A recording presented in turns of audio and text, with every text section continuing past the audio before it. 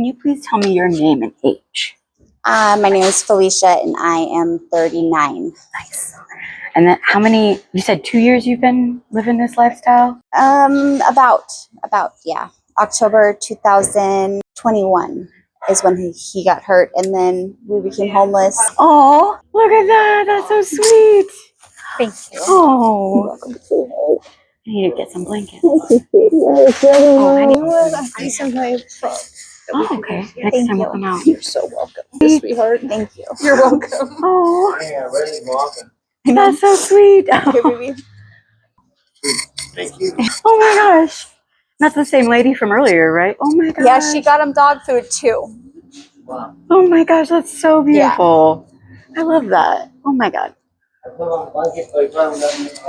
He's happy with the lab looks like. Oh, all right. So now, that's very sweet. Like, I'm gonna ask this again because I didn't get the other one on camera. But do people usually react like that, or no, not at all?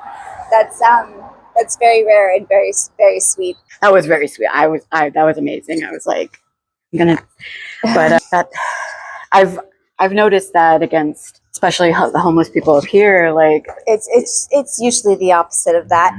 It's usually not anything like that when it comes to just sitting here waiting for your guy to come out of the store with breakfast. You know, you don't usually get that treatment from people, and that's sad because we're all people. It's sad.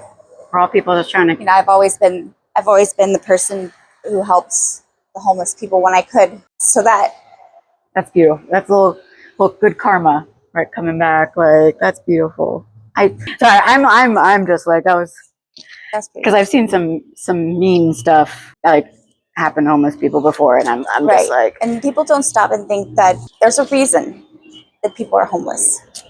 Exactly. For some of us, it's not a choice; it's circumstantial. 100%. I've been there, like living in a car, well, my car, and it's hard to come back from. Like it really is. With the house, when the house burnt down, my truck, I had a Escalade, and we had to leave the property. And when I came back, they had stolen the engine out of my car. No. And so my car still sits on the property, engineless. People can be horrible. Like that is disgusting. Like, right. I'm sorry. It's like here it's like people see a weakness, and they come in like vultures, and they just come in to finish you off. Whatever you got left. People you wouldn't think that a small city like Reading would be like that, but it's the worst. I've been a lot of places, and Reading's the worst. That is horrifying. What is wrong? Sorry, that is just disgusting.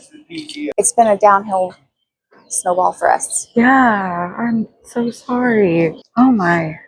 Right, but oh wow. We pick it up and we move on, because that's what you got to do. Nothing else. Yeah, you can do. Just do the best we can. Eventually, we're gonna catch a break somewhere. There's gonna be help somewhere, and we'll get a step up. And that's all we need. We just need one little step up, and it'll come. You guys, we work too hard for it to not happen. Heck yeah. And we're too good at people. We really try to be. Even when it's hard, we still make the choice to be good people. That's beautiful, because there are some people out there that I've spoken with that are. But we also see. We can understand. We are really good at putting ourselves in other people's shoes, so we can understand the frustration that people have with homeless people, and we can also understand the frustration that the homeless have with the lack of help.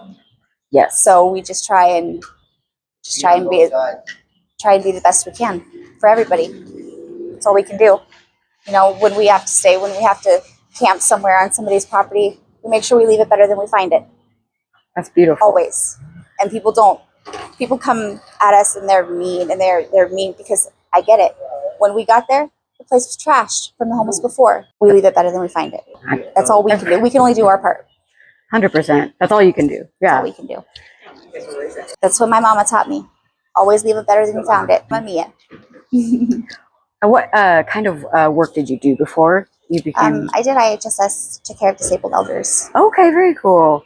My best friend does that too. Mm-hmm. That's awesome. I was doing substitute teaching for preschool through first grade until I needed to be taken care of.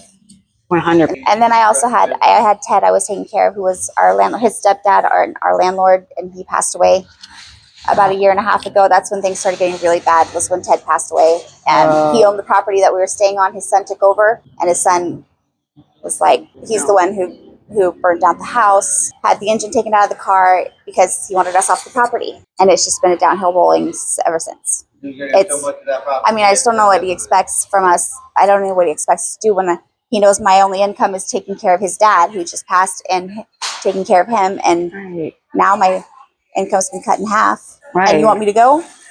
Not only do you want me to go, you're going to burn me out. Exactly. And take your vehicle. People are mean. People are really mean. Yeah, that's horribly mean. People are really mean. Oh boy. When you don't give it back, they take advantage of that, and they dish it out pretty heavy. I don't think that's the way it should be. I just don't have it in me. I don't have it in me to give it back. It's not how my mama raised me. It's beautiful. I feel that. So do you guys have like a place that you crash at or camp at? We just were kicked out of our camp spot yesterday, so we're looking for a new spot right now. Shoot. I'm with this job, I'm going to actually be starting like our trailer living. So I've been actually looking at spaces, but there's like literally none in Reading. Like there's some in Shasta. No, and the ones that you have here, it has to be a certain age or newer, you know? Yes, exactly. That's and if it's older than like 2000 or something, no way, they won't even let you bring it. I did that with an 88 motorhome, and they were like, I don't think. So the only one that I had any success with was the Anderson River. This is the part where there's like the lack of help. Like even whenever you kind of catch a step somewhere, there's something to push you back. 100, yes. I have experienced that, unfortunately, as well. But that sucks. So what would you say is the most challenging thing about this lifestyle? For me, just not being able to get in a shower when you need a shower, or wash your hands when you need to wash your hands. Right. Gotta look presentable, and I've always been tried to be as presentable as possible at everything that I did. So that part's hard for me. For him, it's keeping his wounds clean and keeping infection from happening. Right. And taking care of, he's got to stay clean so that and that's so hard. It's so hard to do. We got to hope that, friends let us come shower. Right. That's the only option. There's no other option. Yeah, exactly. I mean, sometimes we can stay a place long enough that we can get something set up for a fire, and we can warm up water, and we can we call floor bath. Yeah, I've done it. That's pretty much what we do every day, but it's not the same as being in a shower. No, I lived off grid for a couple of years up in Oregon, just on my property in a shed. And I did that on my property when the house burnt down for a while. It works, it's just a little, it's very tight, and it kept the rain off your face. Exactly. Yep. I had like 12 blankets. Yeah. So it's like, but the shower thing, totally. The shower is the big one, and in the summertime, it's not the big deal because you can get a hose.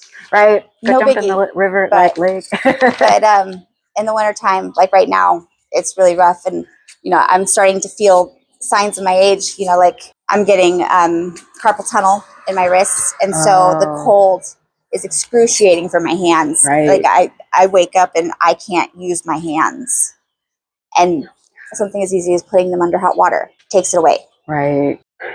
Good luck getting hot water. There needs to be way more resources here. Like this is very clear. Now the resources, the resource that they offer homeless now is called the Project Journey Home. They'll buy you a bus ticket out. Anywhere in the United States, so long as you do not have any pending charges or on probation, they'll buy you a bus ticket out. Anywhere in the United States. That's their resources. No, they don't give any resources. Oh my God. They have the mission. They had the mission, but the mission is basically it's booked up for like months. People have already I've tried to make a little list of like resources just in case, just because resources are we'll get you a ticket out. But it's illegal to be homeless here. Wait, it's illegal to be homeless here? It's illegal to be homeless here in the city of Reading, in the city limits of Reading. I did not know that at all. They've made it illegal to be homeless in the city limits of Reading. You cannot be staying anywhere in the city limits of Reading. We just found out. We just had a cop escort us off the property we were staying at and let us know that it is illegal I didn't even know that. For us to be staying on any land, public or private, in the city limits of Reading. What if you're like just camping at like a campground or something? If you're camping and you pay for your camp spot, okay. I forgot they have designated camp spots on the outside, but none of them are in city limits. In the city limits, it is illegal to be homeless. It is illegal to camp on public or private land in the city of Reading. That's incredibly upsetting to hear. And their resource to prevent that is, here, we'll get your ticket out. Who cares what you got going on? Yeah, family, like animals, like we'll get you a ticket out anywhere you want. But you can't come back for a year. You get no benefits if you come back. If it doesn't work out wherever it is you go, you cannot come back for a year and get any kind of benefits. Wow, that is messed up. That is Reading. That's the city of Reading's. Yeah, Reading. I've gotten out and I've come back, and I don't. And you wish you wouldn't have. I wish I wouldn't have too. Yep, exactly. I'm like, I came here and I wish I wouldn't have too. My biggest thing was buying the property, and then, everything just kind of after that snowballed. Yeah, it's horrible. And I've actually looked at properties around here, and it's insanely expensive to buy any property, and they don't allow the RV living for more than like 3 weeks. Not 2 weeks. Yeah, 2 weeks. Yeah.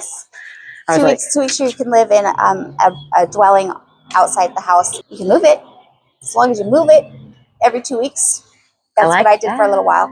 You just have to move it to a different spot on the property. Okay. Well, thank you for the advice. Loophole. Loophole. I love finding. I just have 2 more questions, and then if you could have 3 wishes granted, what would you wish for? This is completely outside this, but to be with my children. Okay. For Caddy to walk again, and a place for all of us. That's beautiful. Should be so simple. With our system, it should be so simple. It should be able to do that. If you could give 1 piece of advice to the viewers watching the interview, what would it be? Put yourself in other people's shoes. 100. Don't make a judgment call before you know. And put yourself in other people's shoes. Because I was the one helping people. For a long time, I was the one helping people. And for 2 years, I've had no help. Well, I hope that help comes. This is going to go up on our channel so that people can see, get some awareness of these situations and see that this is happening. Just not a lot, but it's something. And thank you. I crocheted the hat, so I thought it would be really pretty on you. You did it yourself? I crochet, yeah. Oh, that's special. And we can grab another bag for them because they're awesome too. But thank you so much. I really appreciate you. You're awesome, and I hope that everything does work out. Like I said, we just keep doing it, keep doing what we do, and eventually something's gotta break somewhere. Exactly. So, do you guys stay around this area, or? Yeah, we just down the street, not too far. There's a break in the city limits. There's a little chunk of area that's district. It's Buckeye District, and it's out. It's technically outside city limits. So I live just down off Clay. It's just down just past Clay, right around where Oasis comes off Lake Boulevard. Yep. A big chunk of Oasis and Lake Boulevard right there is all district. It's Buckeye District. It's not City Reading. Okay. So we kind of stick around close to that spot. It keeps us kind of close to town, and we're technically not at city limits. That's beautiful. Because I'm hoping that this job works out so I can start hiring people and eventually, be able to move around a little bit, and of course pay people, but it's like, right now I'm just starting. You're actually my first interview. So I really appreciate it. There you go. But down the road, I'll keep an eye out for you guys. Okay. And thank you so much.